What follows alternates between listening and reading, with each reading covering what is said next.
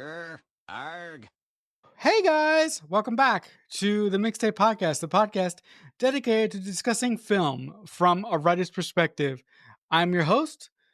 For this time around, my name is Marcelo Nostroza, joined as always by my fellow co host, Dean Stark. And on today's program, we'll be talking about the 1995 film, The Usual Suspects, directed by Bryan Singer and written by Christopher McQuarrie. So, as I do every week, I will pass it over to Dean. The Usual Suspects is about a group of criminals who are manipulated by a mythical mastermind named Kaiser Soze into pulling off a risky heist. Now, I have trivia at the end, but I didn't put this in my trivia, but I want to put it up front. The name Kaiser Soze was actually Christopher McQuarrie's boss. He wanted to name it after his boss, right? But his boss said, no, you can't use my real name. So his boss's name is Kaiser Sume. So he just changed it to Kaiser Soze, but it's actually modeled after his boss. Can you imagine if someone wrote a movie and it's like, this is who I'm writing. This is who you are. I don't know whether to be complimented or annoyed. I write stuff based on other people all the time, so I can definitely understand. I can definitely understand the uncomfortability that Christopher McQuarrie's boss had because that is weird when a writer comes up to you and say, "Hey, you know that character, that asshole? I based him on you." People who aren't writers don't know how to respond. They don't know whether to be complimented or to be insulted. You know, That's true. That's true. Okay, so the opening scene to The Usual Suspects is this. We have title cards. Christopher McQuarrie and Bryan Singer have blessed us with title cards throughout this entire movie, and I, for one, love it because you're not confused. I get confused if there's no title cards. So we're in San Pedro, California last night, and we meet Keaton, and he's wounded. He's sitting on a docked ship when he's approached by a figure in a long coat and hat. We don't see the man's face. He's kind of in the darkness, and he pulls out a gun and fires 2 shots, then sets the ship on fire. My question to you is, that's the opening scene. Do you like it when movies start at the end of the movie and then we have to go back to see how we got there? Do you like that style of storytelling? it depends because if it's done well, I appreciate it. If it's done haphazardly, I don't appreciate it because I find it complicating and annoying. In this instance, I appreciate it. So the first scene is, well, the first official scene is we meet Verbal, who is retelling a story to the cops. And now we have another title card. So this is present day. And we go New York City 6 weeks ago. And now we meet the cast of characters. We meet McManus, who is arrested by the cops, and then we meet Hockney, who's also arrested by the cops, and then we meet Fenster, who's also arrested by the cops, one by one individually, and then the cops enter a restaurant and arrest Keaton. Now, Verbal is doing voiceovers saying he was also arrested, and while he walks, we notice that he has something going on with the left side of his body. His left foot is kind of turned inwards, and his left arm is kind of stiff, like he doesn't move it. And I have to tell you, I have seen this movie one time, not when it came out, but a little bit after it came out. And I actually never investigated what the problem was with Verbal. And I looked it up and I was like, he's got cerebral palsy. I didn't know that. I mean, he mentions it briefly. He says he's got CP, and if you're not in the gang, you don't know what CP is. But he's got cerebral palsy, and I remember telling Marcelo, and he's like, "I know," and I'm like, "Of course you know. Everybody knows. Everybody knows, but me. I didn't know what the problem was." But for those of you that don't know, he's got cerebral palsy, and I was really excited to learn that. Anyway, we're almost at the end of the scene, and then I'll ask Marcelo what he thinks. So now we go. So they're all arrested. They do a lineup. And they're asked to say a specific phrase, and they all kind of say it differently, and it showcases their personalities. So McManus is a hothead, Hockney is just over it, Fenster thinks it's a joke, Keaton doesn't want to leave, Keaton wants to leave, and Verbal is mildly amused. So my question for you is, do you have a favorite kind of criminal in this movie, and do you like the use of Verbal doing voiceover? Because most of the movie is verbal doing voiceover, and I know that you don't really like it. I do have a favorite criminal in this movie, and it is actually verbal because um, I love Kevin Spacey's performance, and I really, really think that he adds another layer of mystery to the whole thing because I really think he is an unreliable narrator. I think that everything he tells the cops is a bunch of bullshit. He is the type of person that can't be trusted. And I really, really enjoyed that about his performance. I am not the type of individual that believes that my people need to be shown in film, but I did get a kick um, out of seeing a disabled person be a part of the gang and be a criminal. That was just a whole lot of fun. Like, come on, that's cool. That is really cool, but that would never hold up in any movie today. Can you imagine if there Oh was a fuck! Oh fuck that! Can you No way. imagine if there was a character in a movie that was pretending to be disabled to get the "I feel sorry for him" card, and then it turns out, Yeah, spoiler alert, he's not? Oh my he's a god. villain. Yeah. The uproar. The absolute uproar by the uh, people of the world would just be crazy. If I'm going to write a script and I'm going to have a disabled character in the script for a specific reason, I personally want to hire a able-bodied person to play that role because I want to hire the best person possible. And if I go out and get an actual disabled person that can act, the film that I write and that I potentially am going to produce is going to suffer because of that.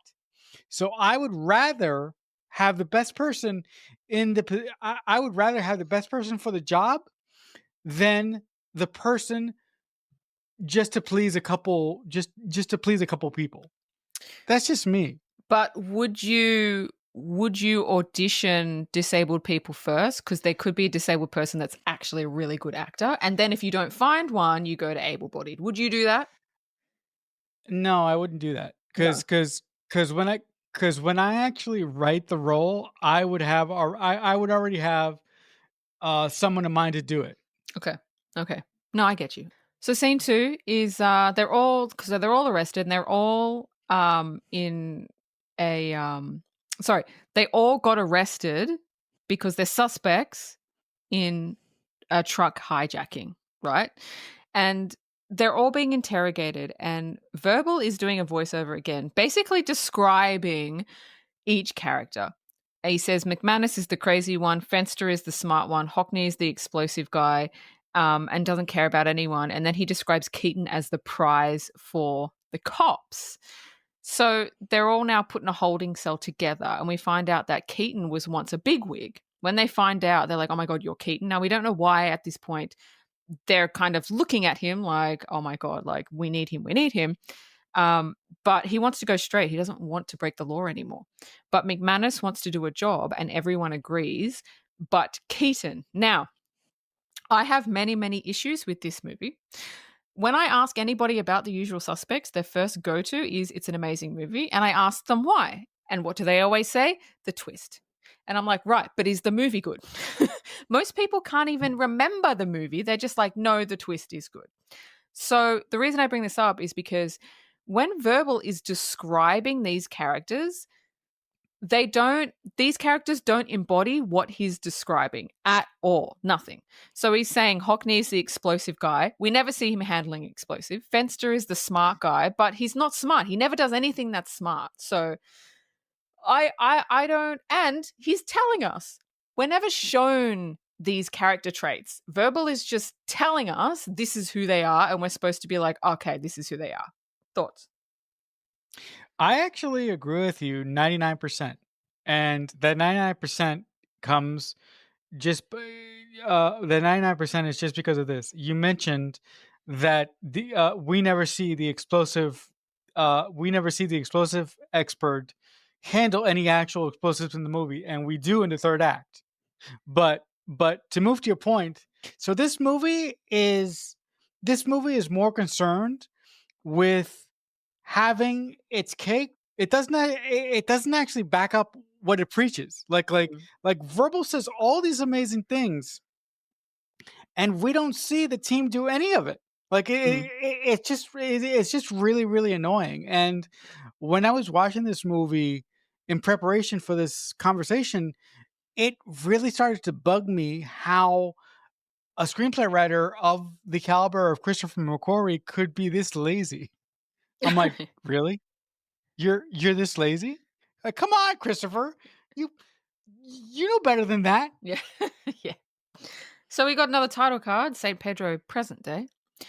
And we meet Agent Jack Bear from the FBI, who is basically at the boat. So we've gone back to fucking the beginning scene again, but it's the next day. And he sees dead bodies covered in sheets. And the cop on the boat who's trying to sort the dead bodies out said that there are two survivors. One is in a coma and the other is a cripple. Now, see, today you couldn't use that word cripple because people get offended. It's just a fucking word. Anyway, I'll say, oh, no, you can't use that word. I don't care. Disabled proper. No. You can't even use disabled. You have to say able bodied now. What? You have to say able Excuse me? bodied. Fuck that. Fuck that. I am a disabled person. I can use whatever fucking word I want. Yay! That's it. And you know what? Nobody can say shit. Nobody can say shit. Yeah, bitch. Come at me, bitch. So Bayer goes to see the man in a coma and he's badly burned and speaking in Hungarian. But there's one word that this guy says that Bayer understands. Kaiser Soze. Thoughts? I really, really like the scene because it really hike it really hikes up the mystery of what actually happened on the boat. And when the cop goes to see the survivor from the boat, and when he says the magic word of like Kaiser Sose, as an audience member, your ears instantly perk up at that word, and you're like, like what the fuck actually happened on this boat? And who the fuck is Kaiser Sose? And like everyone in the film is absolutely terrified of this fucker. It was a great way that Christopher McQuarrie and Brian Singer basically basically put a fish on a invisible hook, and for the time and for the running time of this movie, as an audience member, we are physically running to catch this fish and to figure out the overall mystery of who the hell the actual big bad of this movie is, Kaiser Soze. Here's the problem. Um, they actually focused too much on the overall mystery of this film. They didn't actually properly layer their characters that well. Correct. The characters in this movie are very Very thin. two dimensional. They're two Yeah. dimensional. There's Mhm. no depth to any of them. I know that they're all criminals. I get it. But they're all unlikable. Even Verbal is unlikable. You don't like any of them. They don't have any redeeming Yeah. qualities at all. The the only reason that Verbal is likable is because he's played by the only reason that Verbal might be likable is because he's played by Kevin Spacey. No, because nobody likes Kevin Spacey anymore. The only reason Verbal is Ah, likable is is because he's a cripple. because he's disabled and people feel sorry for him. So a police officer wants to talk to Verbal. I hate this police officer. He's breaking so many laws. like and he's the chief is such a fucking pushover. Like I can't even this guy is so annoying. Verbal is I would within 2 seconds I would have gotten pissed off at this fucking cop. Like I just would have punched him in the face. So anyway, he wants to talk to Agent Kuyan. yeah, I fucking hate that guy. He wants to talk to Verbal. Yeah, because Verbal is being released in a few hours on bail, but he thinks he knows something and he sets him up in the chief's office, which is a weird. He should have taken him to an interrogation room, but he takes him to the chief's office. And in the office, the back wall has like all kinds of like newspaper clippings and articles. And Verbal is sitting there, and as he waits, he's looking at the back wall. That seems like a nothing burger, but it's not. So the cop enters, and he's just the asshole bad cop like the entire time. It's just like, dude, fuck off. Like honestly, so annoying. And we learned that Keaton was a corrupt cop for 15 years. And this cop cares nothing else but to get Keaton. That's all he cares. He's obsessed with getting Keaton. Nothing else matters to him. And he just wants to grill Verbal because Verbal is telling him that Keaton's dead and he just doesn't fucking believe it. So He ends up asking the cop, "Can I have a cup of coffee?" And then he starts saying random shit through the interview. He was in a barber quartet. He picked beans in Guatemala, like really weird shit. And you're like, God. And then you think, okay, he's disabled, but is he like, is there something going on? Like maybe he's not all there mentally. Like maybe he's got something wrong because he just keeps saying random stuff. So the cop says to tell him what happened after the lineup. Like after they were in the holding cell and they all got released, he wants a play by play of exactly what happened. That was a good scene because it was a setup to the very last scene of the movie. What do you think? First of all, Agent Kuyan can go fuck himself. This guy is the most unsufferable cop ever. I fucking hate him. I really, really fucking hate him. But the thing that I love about the scene is the fact that Agent Kuyan is so obsessed with getting his man that he doesn't see what is directly in front of his face. And guys, you remember that at the start of this podcast, I said that one of my favorite things about this movie and the thing that really, really makes this movie work for me in certain aspects is that I feel that the character of Verbal is a unreliable narrator. And you know where I got that from? I got that from this scene. Yeah. Yeah. Yeah. Because it like it no no and no and no and no and just like Dean said, why in the hell does Agent Kuyan take Verbal to his boss's office? Why doesn't he stick him in a regular interrogation room? The only reason that he actually took Verbal into his boss's office and not into an interrogation room was he believes that he can push Verbal around and he can get Verbal to to uh uh to rat on his entire team and to actually say what happened here. Yeah. Yeah. He wanted to make him feel comfortable. Yeah, yeah, he did. He wanted to give him a false sense of security. So in that aspect, the scene worked for me, but it was just really, really, it was just really, really disheartening seeing this fucking bitch ass character bully a cripple. I just don't like his face. So that's probably the problem. Yeah, no, I mean, look, he's a great, he's a gangster actor. He looks like a gangster. Yeah, he is. He's a mafia guy. Yeah. So after the lineup, when they're all released, Keaton is the last to exit the precinct and he sees the other guys kind of standing afar, staring at him. And you can see he's thinking about joining them because he just said no so many times. He wants to go straight. He doesn't want to do this. And then Verbal, we get more voiceover. Verbal explains that McManus had a plan that was high risk, long money, but they need 5 men to do it. And he explains that McManus has a friend in the 14th precinct. They're picking up a guy smuggling emeralds out of South America. McManus already has a guy to buy this stuff, a guy named Redfoot. And a little bit after that scene, Verbal goes to see Keaton to try and like convince him because apparently they're friends, even though that wasn't set up at all. But apparently they're friends. And Verbal says they won't take him without Keaton and kind of manipulates Keaton in a subtle way to join the team to kind of get the money. So yeah, thoughts. Yeah, when Keaton comes out of the police station, he gets confronted with the girl that he's dating at the time, which happens to be his lawyer. And the way that he speaks to her is very, very disheartening and it's very, very rude. The only thing that Keaton cares about is the fact that him being arrested by the police ruined a potential business deal that he had with a bunch of people that he was trying to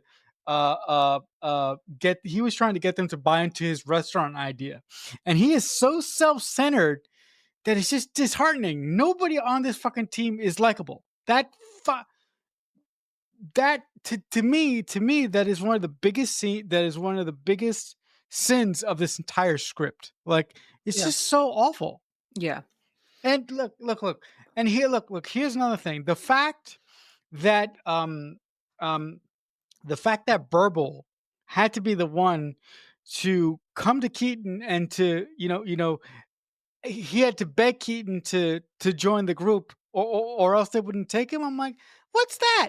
And are you going to tell me that we as an audience member are expected to believe that Keaton and Verbal are best friends just because Christopher McQuarrie said said that they were best friends? No, that doesn't work. That doesn't that that that does not fucking work. Listen, if you want that to work, here's a way that they could have done it. Have them start out to be adversaries throughout the film, and as they go throughout the film, have the two characters build an actual relationship. 100%. Why not? Why not do that? Who knows? No,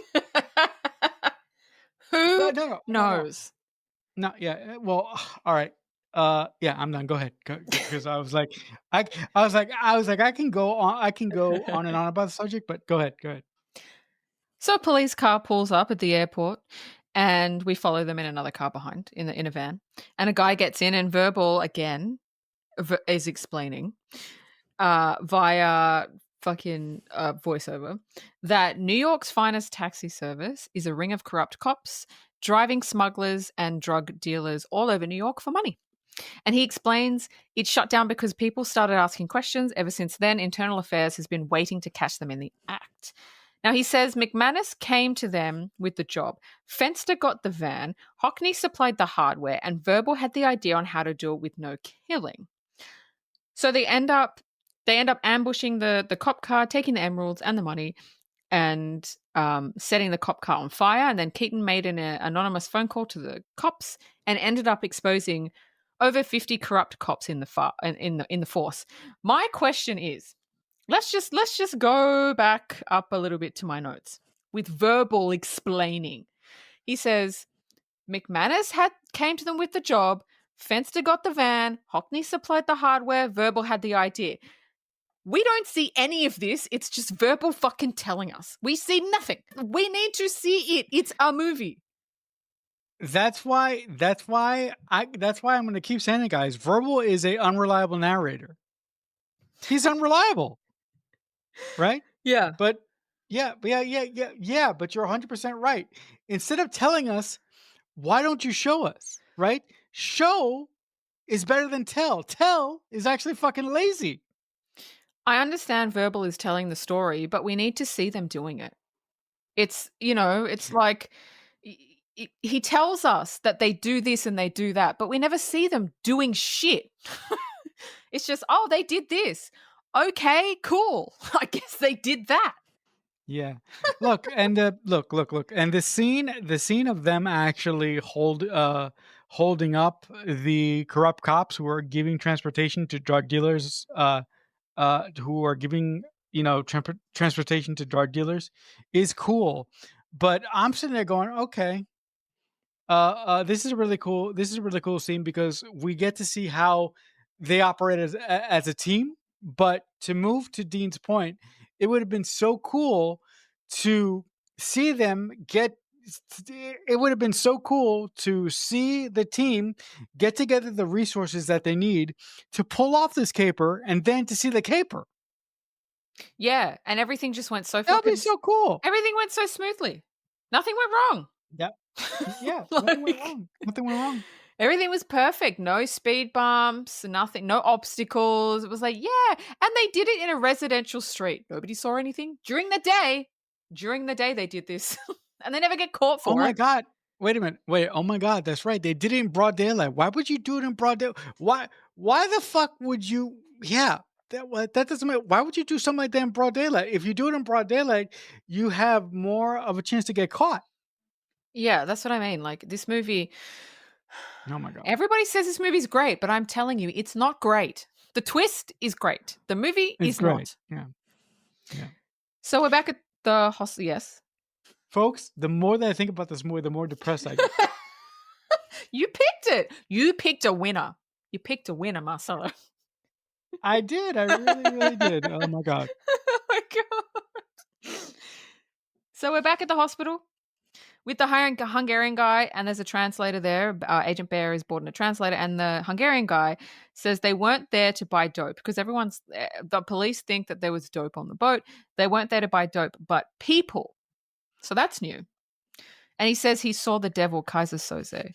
And he says he saw his face. And Agent Bear says to describe him to the sketch artist who he's brought in. That's a setup for the last scene, so that was good. Yeah, I really, really enjoyed that scene because again, it built up the mystery of Kaiser Soze, and actually really, really brought an interesting dynamic to the original scene that started out this movie. Because as we go through the movie, we are led to believe that what goes on in this boat is one thing, but as the movie goes along, we discover that it's something else. So again, it was just a really, really good way to build up the mystery of Kaiser Sose and who the hell this guy is and how much power he actually has over everyone. Yeah, yeah. So we go back to the cop interrogating Verbal. You know something. Uh-huh. The really annoying thing about this movie is that this fucking cop Kuyan Yeah. wants McManus so bad, but the person that he should be after is fucking Kaiser Sose, He wants not Keaton. He wants McManus. Keaton. He wants Keaton. Sorry, Keezy. Yeah, I'm just gonna take that out. Just go ahead. I'm gonna take the All whole right. thing out. All That's right. not necessary. So we go back to the cop interrogating Verbal, and this guy's, like I said, he's obsessed with Keaton, doesn't believe he's dead because Verbal is saying, I saw him get shot by Kaiser Soze. He's dead. He's 100% dead. And the cop's like, no, you're lying. He's not, all this shit. Because he's faked his death before. And Verbal is like, I don't know what to tell you. Like, that's what I saw. So Verbal ends up telling the cop that there was a lawyer involved named Kobayashi. And now we're in LA. So apparently, okay, when they did the heist of the cop car, they stole emeralds.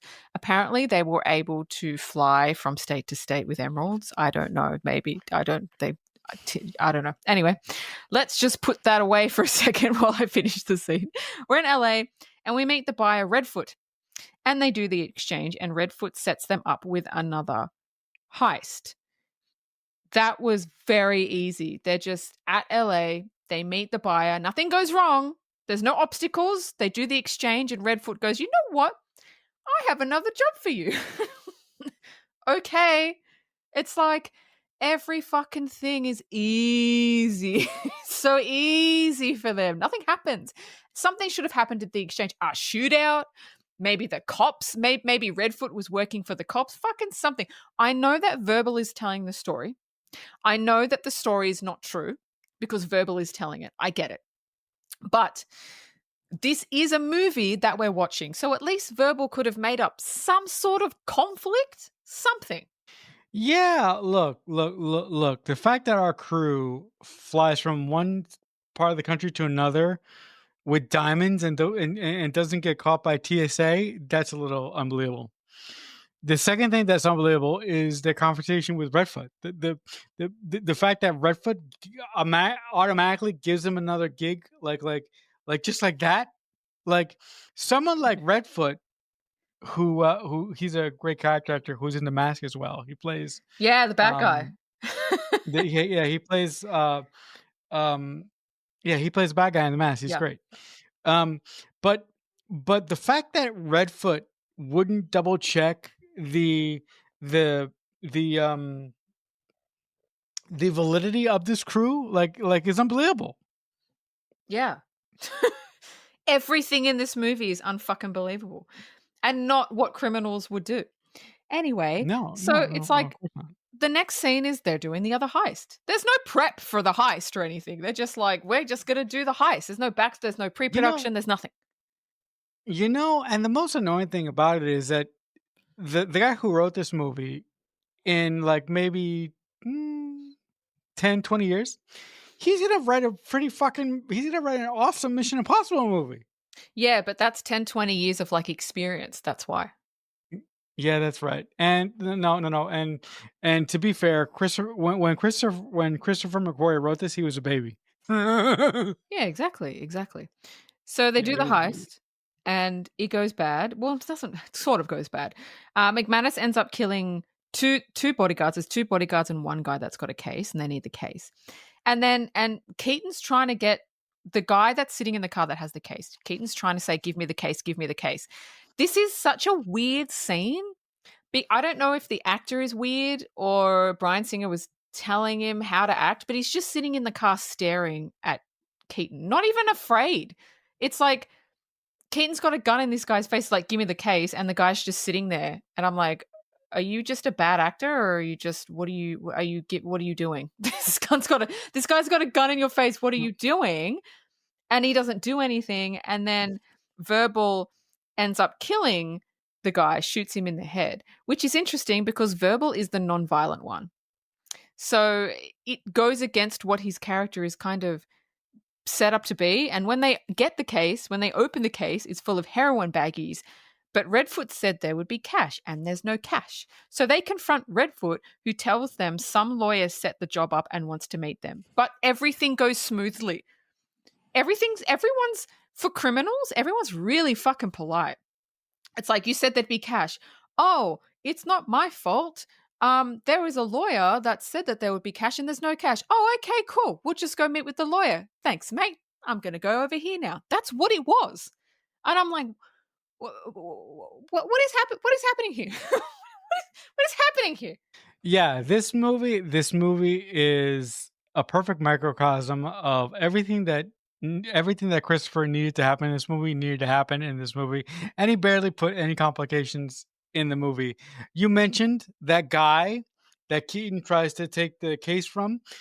I think the reason that he sits and he just looks at him, I think that guy knew what was coming, and that's why he didn't move. But don't you think by handing the case over, like, he's not going to die? No, I think that he was told to just sit in that car and not move By who? by Kaiser. Okay. But you got a gun in your face.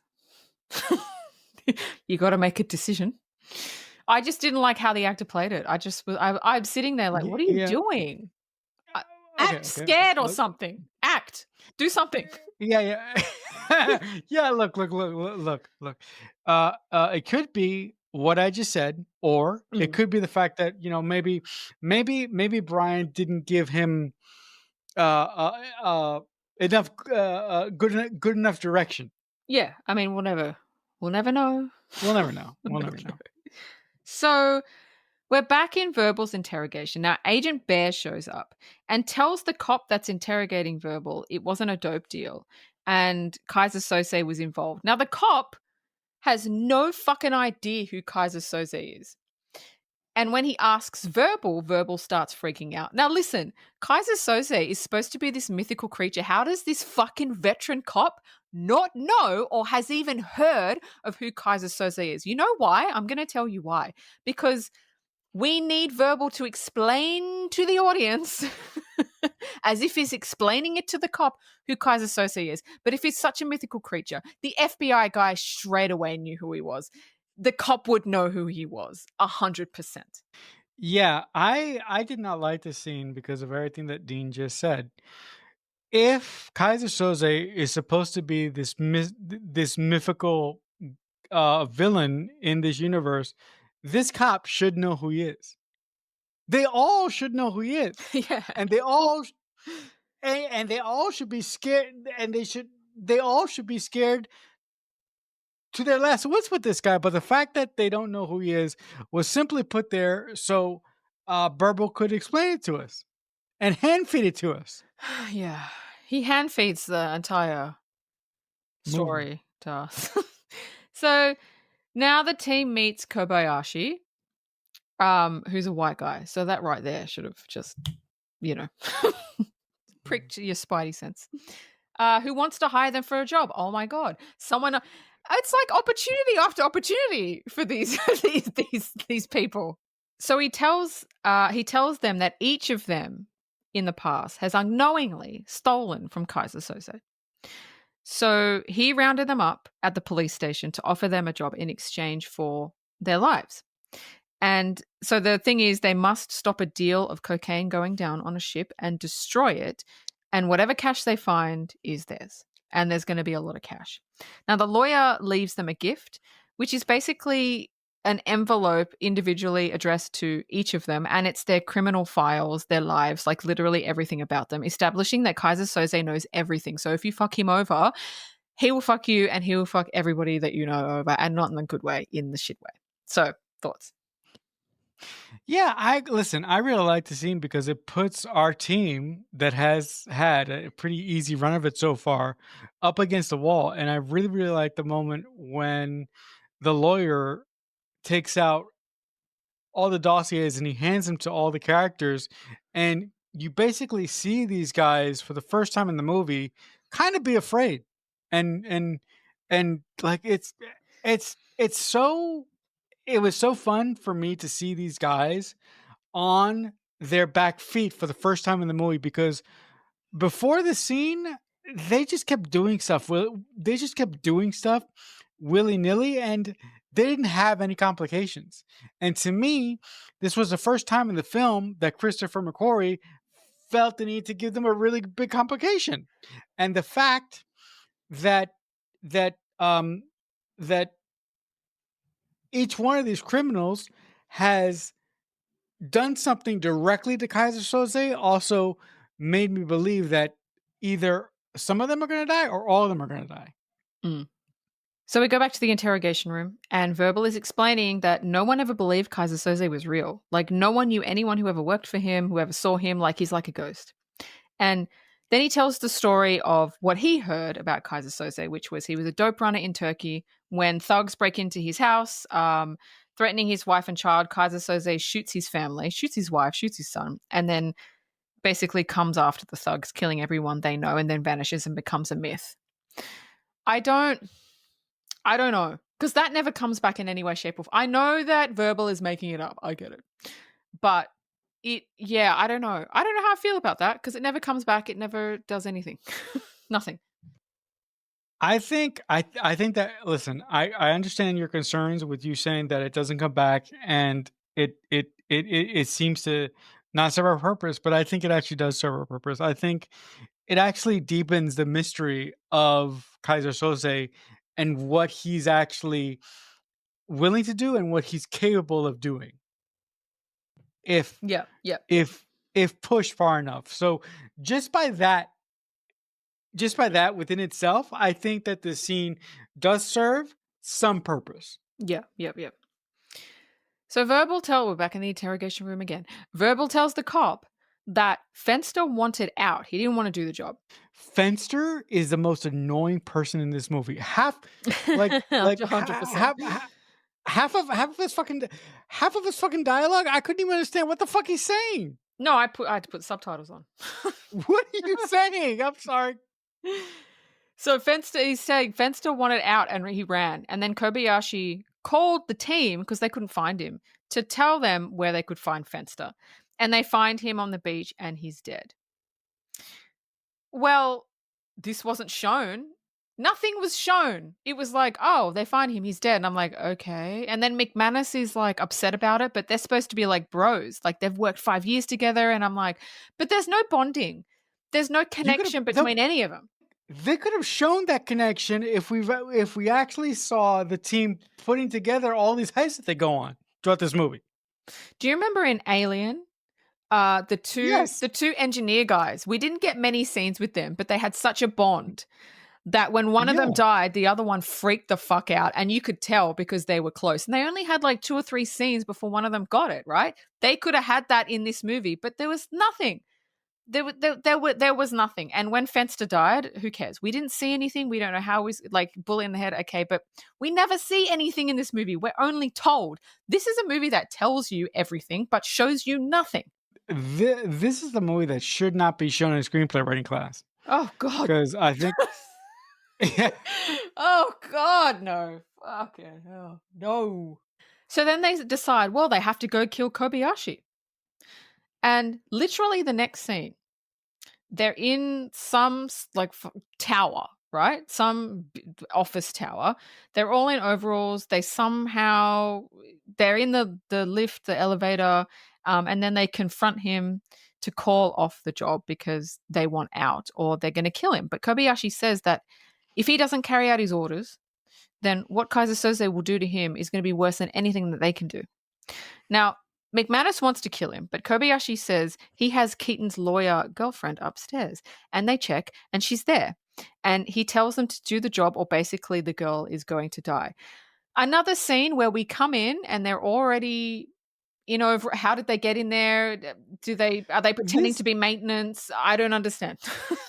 this movie, it feels like this movie is missing a lot of sequences Yes. because this movie, all the action starts off in the middle, and Mm. it feels like you have to catch up, Yeah. and it's annoying. Nothing is shown. We get shown nothing. What is so great about this movie? Oh yeah, the twist. Yeah. Yeah. So now we're at the boat heist. This is the third act. We're at the boat heist. Now, before it begins, Keaton tells Verbal, I want you to hang back because if anything goes sideways, you got to run, you got to take the money. Okay, just let us handle it. So they rig an explosion. Not that we ever see them rigging it, but apparently an explosion is there rigged to go off. And as it does, McManus, who watches them with a sniper rifle, who knows where he got that? Oh, he snipes? Cool. That wasn't set up. so, so he snipes the bad guys. Hockney is shooting the people that are running away. And he runs to a van that's sitting on the dock. He opens it and it's full of cash, and then he gets shot. I cannot shit on this movie anymore. Just tell me what you think. Just tell me. Uh, it it was a it was a good scene. It's time for you to shit on it. Take it away, Marcelo. Yeah, It's your turn. it's just it was listen. It was a good scene, but going into the scene, I was like, "There's no way that our beloved team here is going to make it out alive." So the fact that Keaton told Verbal to hang back shows to me that Keaton actually has some connection and some sentimental value with Verbal, and that so there was a part of me that thought, "Hey, maybe Keaton thinks that he's not gonna make it out of this." Their relationship wasn't set up though. I know, I know, I know, but I know, but Yeah, look, I'm trying here, I'm trying. I know. I know. Um, yeah, look, this scene was very, very cool, but also but my favorite moment of the entire scene is when the explosive expert guy goes to the van and he gets shot in the back. Mm. And the way that Brian directs it, he gets shot, he turns, and you think and we think as an audience we're finally gonna see this mystery man, this mystery gunman, but we don't. And that's the best part of the scene. I would prefer it to not be a scene. But I know. let's continue. We're still on the boat. Oh no, sorry. We're back in the interrogation room, and Bayer gets told that a body has been found thrown from the boat, 2 bullets in the head, and this is been identified as Arturo Marquez, and he's a smuggler from Argentina. He didn't want to go to prison, so he turned into a rat and named over 50 people, including Kaiser Sose. So we go back to the boat. And we see Arturo before he got shot, and he's in a cabin and he's scared. He's like, Kaiser Soze, he's found me, he's found me. He's freaking out because he can hear the gunshots, right? Keaton and I love this part. When I say love, I mean not. So Keaton and McManus meet up on the boat, and Keaton tells McManus, there's no coke. I've looked everywhere and there's nothing. Did you look everywhere? We didn't see that. We didn't see you do anything. We've seen nothing. Apparently, you've looked everywhere, but we've not seen you do shit. And then we go back to Arturo. The door opens and a figure enters, and Arturo says he told them nothing, but the figure kills him anyway, so he's fucking dead. Anyway, I'm gonna it's nearly finished. So McManus meets Keaton outside. So apparently Keaton's left the boat. We never saw that. And then Keaton meets Keaton, and then he falls having a knife in the back of his neck. We never saw that. Random. And then Keaton is shot in the back. Okay, it's like one off or whatever. And then Verbal sees a man, because Verbal is still off to the side, do it, and he sees Kaiser Soze in the coat and the hat. For a heist movie, and this is the third act. This is the heist. This is the other ones were like little kiddie toddler heists, right? This is for a heist movie. There's no heist. There's nothing. A few people get shot. You don't see anything, and then they all die. That's it. That's the scene. Yeah, listen, the one thing that this boat heist does is the it really ramps up the reveal that we're gonna have in just a few minutes here. But listen, my favorite moment of the heist is seeing Keaton and McManus, right? If seeing them come together and going, seeing Keaton going, oh, there's no coke, there's nothing. I checked the entire boat. So like Dean, I'm like, how do we know how do we know that you checked the entire boat? We didn't actually see any of that. Nothing. Nothing. We saw nothing. So, We're just supposed to yeah, believe him. yeah, yeah. Listen, I love the final moment when McManus comes out of one of the doors in the boat, and he comes towards Keaton and he says, "Oh," he goes, "What does he say?" He goes, "Oh, that's quite a thing," and then he drops with like a knife in the back of his neck. Mm. That was a cool sequence. Yeah, yeah. So Yeah. back in interrogation, the cop says, you're lying about everything because Verbal's telling him the story. And Verbal says, no, he's not lying. He saw Kaiser shoot Keaton. And the cop is just a dicky, manhandles him. And then he asks, you had a gun. Why didn't you help Keaton? He was your friend. And Verbal says, because I was afraid. How do you shoot the devil in the back? What if you miss? And as he's saying that, he lifts his hand that's got cerebral palsy, basically saying if he missed, he can't run. There's nowhere he can go. And that actually made me feel for him because I just went, you know what? It's the only scene that made me feel for him. Thoughts? Oh no, listen. Unlike Dean, like I said previously at the start of this podcast, my favorite character in the whole movie is Verbal, and I really, really, really feel for Verbal throughout the whole movie when he's actually being grilled by Agent Kuyan, because and when he says, I didn't want to shoot because if I shot, because if I start shooting, there's a possibility that I could have hit Keaton, and then if I hit Keaton, I can't run because everybody else is dead, and I'm crippled, so I can't fucking run. So what options do I have here? Yeah. So I thought it was a great moment for the character of Verbal, and it was a great performance by Kevin Spacey. Yeah. So the cop asks Verbal, did you know Arturo? Arturo, and he says no, I didn't know him. So the cop says Arturo filled out a statement that he had seen and could identify Kaiser Sose. So the Argentinians were going to sell Arturo to the Hungarians, and there were no drugs on the boat. It was a hit. So now the cop tries to implicate that Keaton knew this all along, and that Keaton was Kaiser Sose. So Keaton put this entire heist on because he couldn't get on the boat alone and he needed help. And Verbal doesn't believe it because Verbal's like, he was my friend.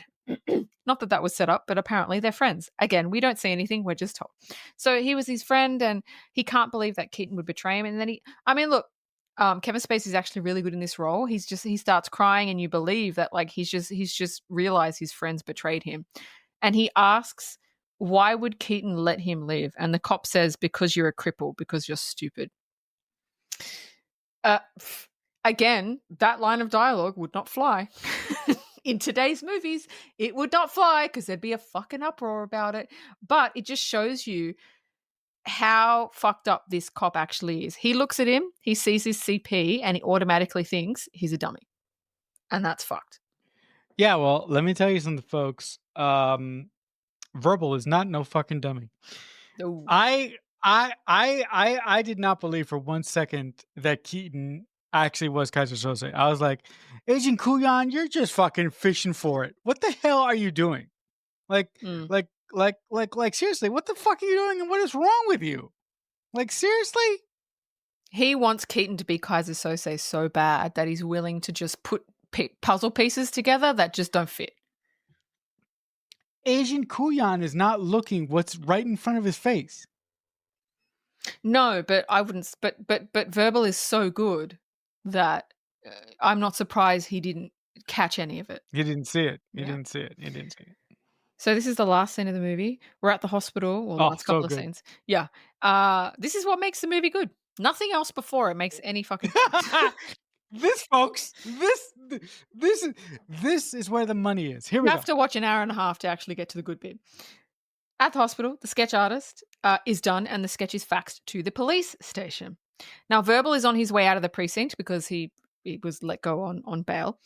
The cop and the chief are in his office, and the cop goes, you're a slob. There's fucking shit everywhere. There's paper clippings. There's shit everywhere in this guy's office, right? On the desk, everywhere. It's just chaotic. Now, the cop looks at the back wall with all the clippings. This, I feel this scene could have been way better. I don't think it was enough. It was good enough, but I don't think it was enough, and I'm going to explain why. So he looks at the back wall, at all the newspaper clippings, and he sees the word quartet, and he sees the word Redfoot, and he sees the word Guatemala. And remember at the beginning, Verbal was like, I was in a quartet and I picked beans in Guatemala, and Redfoot was one of the names of the guy that they were selling the emeralds to. And on the bottom, this is what gets me. On the bottom of the coffee cup, the company is called Kobayashi. This gets me because there's no way Verbal could have seen what's on the bottom of the coffee cup. There's just no way. They could have put it Wait, somewhere where he could have seen it, wait. He was actually drinking from one of those coffee cups but it was on the earlier bottom. in the It was movie. on the bottom. How did he see it? All right.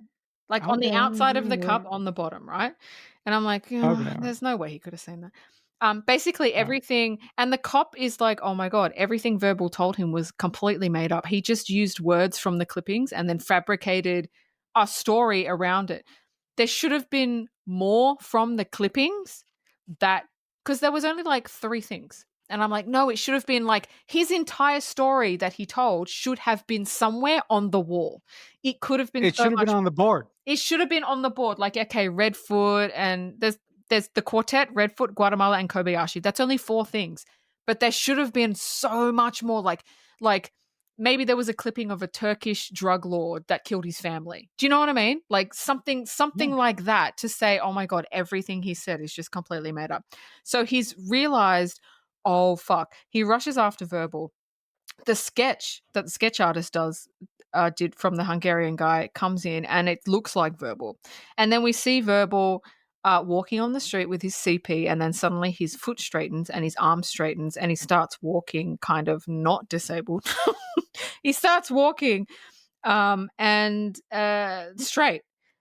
And you're like, and it's at this point that you go, oh my God. Now, when this movie came out, nobody had ever seen anything like this. Nobody had ever seen a character pretending to be disabled. This was who he was, and he played it perfectly. So, this was what makes the movie great. And the cop runs out, but Verbal gets in the car and drives off, and that's the last scene of the movie. So, amazing twist. The movie, not good, but the twist is great. Yeah, listen. The scene when Agent Kuyan actually figures out that the entire story that he's been fed by Burble is a fucking lie worked for me because I listen. I agree with you that there should have been more stuff on the board, but the way that Brian Singer actually shot it by zooming in on his face and then by doing close-ups of the board and having Verbal's voice be reverberated in Kuyan's head, I really enjoyed that. And when Agent Kuyan runs down the stairs and he goes to the cage to ask the officer, "Where's the cripple? Where's the cripple?" And he said, and the officer says, "The cripple just left." It's a really cool. It's a really cool moment to see an asshole character realize that he's been played a fool this whole entire time. Mm. And the final sequence when Verbal is walking on the street with his crooked foot, and as he keeps walking and walking and walking, and the foot gets straight and his hand gets straight, I'm like, yes. I mean, it's one of the best. It is that reveal, folks, is one of the best reveals in modern film history to me, Yeah. and that's probably why I chose the movie. Stupidly, um, this movie, like Dean said, has a great twist, has a great twist at the end, but this movie does not have enough meat to justify the twist. Yes. Yes, that's true. That's true. Trivia? Yeah. Trivia. Go ahead. The part of verbal was specifically written for Kevin Spacey. I'm not surprised. I'm not surprised because he knocked it all the way out of the fucking park with this one. He did. The title of the He did. movie came from a famous line in Casablanca, round up the usual suspects. Really? Yeah. I love Casablanca. The inspiration for the character, not the name, the character of Kaiser Sose came from a real life murderer called John List, who killed his family and then vanished. Oh, okay. I did not know that. I did not know that. Me neither. And the last piece of trivia is the stolen emeralds that they stole from the first heist were actually real gemstones lent to the production because apparently prop artists can't make gemstones. They have to use real ones. I don't know. Oh wow. I wonder why they would do that. That would put more pressure on the production and that would put more pressure on the guy actually handling the gemstones. I wonder why they did that. And you only have 1 2-second shot of the gemstones. So Yeah, I mean, yeah, weird. yeah, I mean that seems unnecessary for only a 2-second shot, right? Yeah, but anyway, that's it. That's my trivia. And actually, I have extra trivia for you guys this week.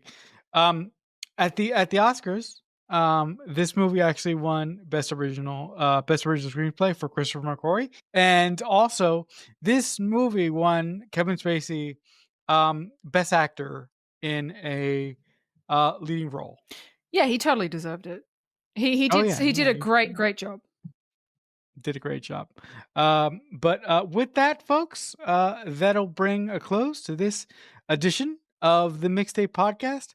If you guys like the show that we do and you want to write us a message, we do have an email. It is themixtapepod at AOL.com. If you send us a email, we will give you a shout out on the show. But if you like our show and you want to come back next week we'll be talking about an amazing film, Never Give Up, Never Surrender. We'll be talking about the amazing film Galaxy Quest. As I say often, if someone is kind enough to ever make you a mixtape, that must surely mean that they love you. The Mixtape Podcast is a Balloonhead Productions presentation.